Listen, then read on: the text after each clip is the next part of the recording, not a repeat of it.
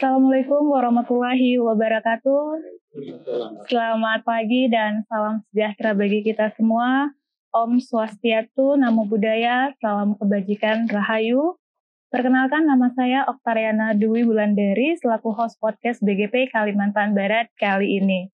Hari ini kita kedatangan tamu istimewa, yaitu anggota DPR RI Komisi 10, Bapak Dr. Landes Adrianus Sidor MSI.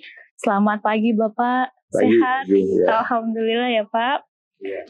Selain itu juga bersama kita Kepala Balai Guru Penggerak Provinsi Kalimantan Barat, Bapak Dr. Wasimin SPD MPD. Selamat pagi Bapak. Ya, selamat pagi. Ya. Nah Bapak Ibu, kali ini kita akan membahas terkait bagaimana peran BGP dan eksistensinya ke depan dalam peningkatan kompetensi sumber daya pendidikan. Saya ke Bapak Kepala dulu, izin ya Pak Adrianus. Ya, silakan. Bapak, kita ketahui bahwa keberadaan BBGP dan BGP itu salah satunya adalah mengemban amanat Undang-Undang Nomor 14 Tahun 2005 tentang guru dan dosen. Di mana salah satu yang harus dipenuhi oleh seorang guru profesional itu adalah pengembangan profesi dan kompetensi sesuai bidangnya. Betul. Nah, dengan 2 tahun keberadaan BBGP dan BGP ini, Bapak, khususnya BGP Kalimantan Barat, apakah Bapak memiliki sumber daya untuk dapat melaksanakan amanah tersebut? Kalau pertanyaannya apakah memiliki, tentu memiliki. Kalau pertanyaannya cukup, tentu tidak. Hanya memang kita pilih dulu. Kalau untuk memenuhi program guru penggerak, di sana kan ada pengajar praktek, fasilitator ya yang sudah terseleksi oleh kementerian. Kemudian kalau untuk program sekolah penggerak ada fasilitator sekolah penggerak. Kemudian untuk yang lain tentu kita berdayakan kawan-kawan yang lain berdasarkan pola pikir asset based thinking ya. Kita bisa memberdayakan yang saya miliki, yakni kawan-kawan fungsional, terutama PTIP, ya, pengembang teknologi pembelajaran yang saya kira sangat kompeten, meskipun jumlahnya tidak banyak. Kemudian bisa kita berdayakan juga selama ini, misalkan kawan-kawan guru penggerak, ya sebagai produk dari program ini yang kompeten tentunya, ada kepala sekolah penggerak, ada fasilitator sekolah penggerak, ya insya Allah selama ini everything is going well ya. Insya Allah ya Pak, mudah-mudahan.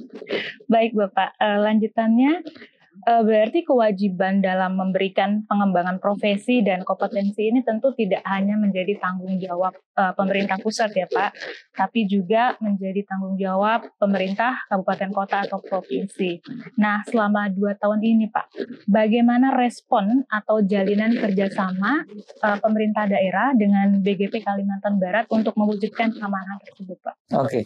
Sebelum menjawab pertanyaan Bu Okta ya, perlu saya sampaikan yang pertama tentunya perlu tahu bahwa fungsi BGP ini lebih banyak membantu pemerintah daerah, itu nomor 1. Membantu dalam hal apa? Tentu dalam pengembangan dan pemberdayaan guru dan tenaga kependidikan. Kemudian yang berikutnya kita berpegang teguh pada apa yang saat ini sedang menjadi trending topik ya dan harus kita jalankan apa, yaitu kolaborasi, gotong royong. Nah, oleh karena itu gotong royong ini tidak hanya pada kami tapi juga melibatkan pemerintah daerah dari Pak Gubernur, kemudian Bupati, Wali Kota, tentunya ke bawahnya bersama dinas dan sebagainya. Apakah selama ini sudah berlangsung dengan baik? Sudah, tetapi menurut saya memang belum optimal dan ini tentu butuh kerja keras kita semua, baik dari kami pimpinan dari BGP, kemudian mohon juga tentunya semacam fatwa atau apa ya dari DPR dukungan support, kemudian kawan-kawan dari kepala dinas pendidikan dan kebudayaan kabupaten kota dan provinsi juga. Dan sungguh pada kesempatan ini juga wabil khusus mohon dukungan juga dari pemerintah provinsi ya. Terima kasih. Terima Terima kasih Bapak. Sekarang izin saya beralih ke Bapak Adrianus. Menurut Bapak, bagaimana Bapak melihat Balai Guru Penggerak ini sebagai suatu UPT yang menangani peningkatan dan pemberdayaan sumber daya pendidikan, Pak? Baik, terima kasih Mbak. Keberadaan UPT Balai Guru Penggerak ini tentu sangat diperlukan dalam konteks kita untuk meningkatkan kualitas guru, kompetensi guru, profesionalitas para guru. Karena memang UPT ini kan secara khusus menangani peningkatan kapasitas seperti itu.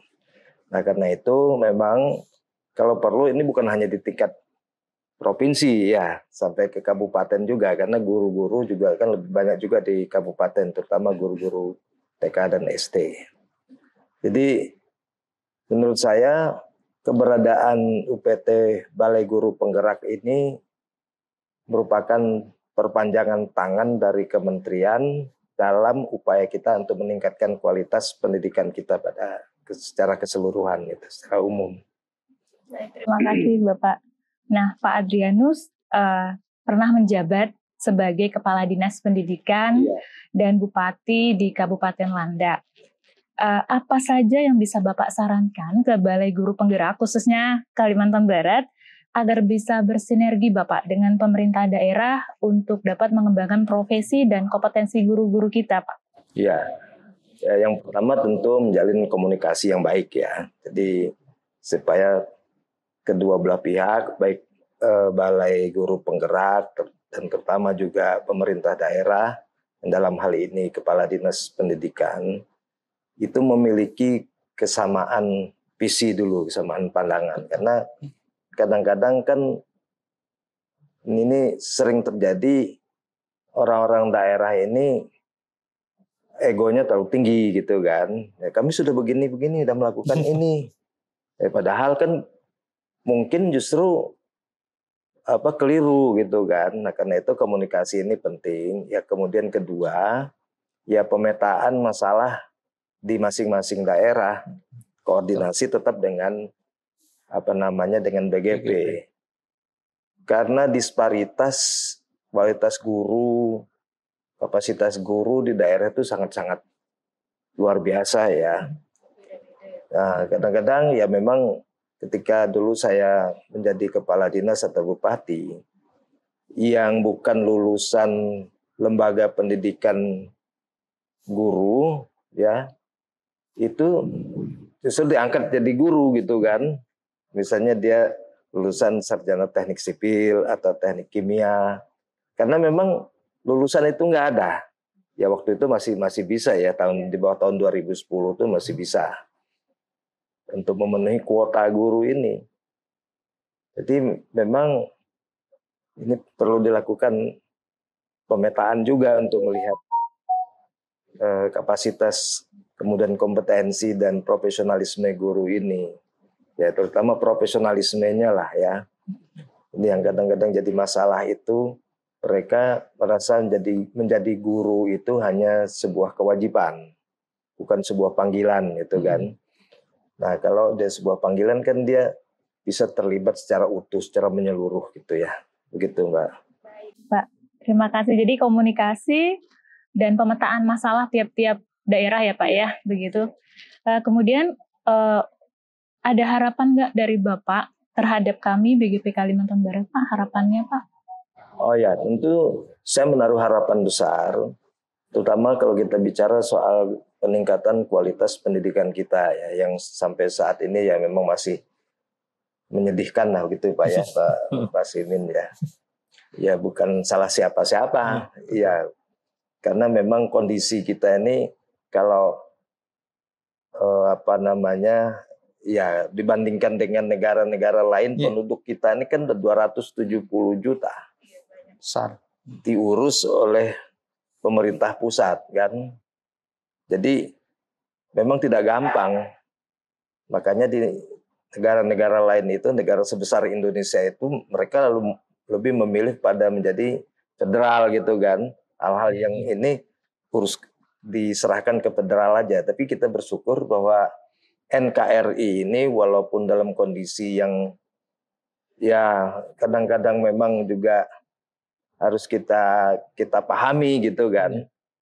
Tapi so far so good gitu kan. Kita masih bisa, walaupun dikatakan bahwa kualitas pendidikan kita rendah, tapi toh masih banyak juga hal-hal yang positif.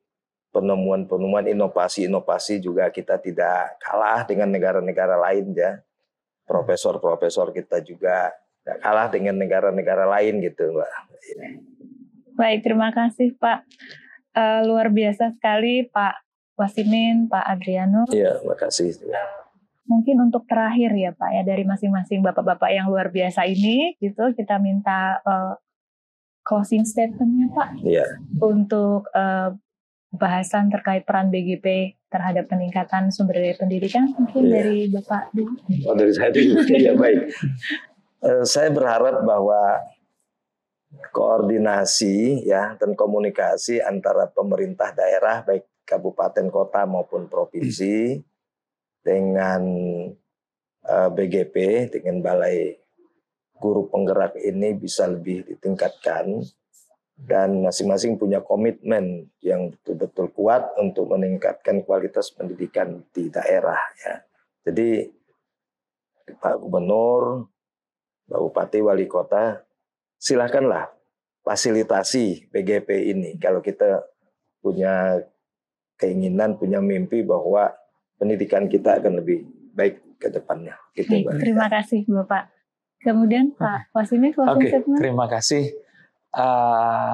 Mari kita berkolaborasi, bermitra untuk pendidikan Provinsi Kalimantan Barat, tentunya di dalamnya ada kabupaten kota di Kalimantan Barat dengan baik demi pendidikan Provinsi Kalimantan Barat yang lebih baik. Ya. Terima kasih, luar biasa. Terima kasih Bapak Dr. Andes Adrianus, ASLC.MSI, Bapak Dr. Wasimin SPDN, SPD untuk bincang-bincang kali ini. Semoga apa yang kita bahas tadi memberi penguatan ya Pak, bagi kita semua bahwa kualitas dan kompetensi tenaga pendidik itu tidak hanya menjadi tanggung jawab satu pihak, tapi merupakan tanggung jawab kita semua, baik pemerintah pusat maupun pemerintah daerah. Dan sudah saatnya kita mengedepankan kolaborasi agar tercipta kualitas pendidikan yang bersinergi. Saya Oktariana, pamit undur diri. Kita ketemu di waktu yang lain. Assalamualaikum warahmatullahi wabarakatuh. Waalaikumsalam warahmatullahi wabarakatuh. Terima kasih.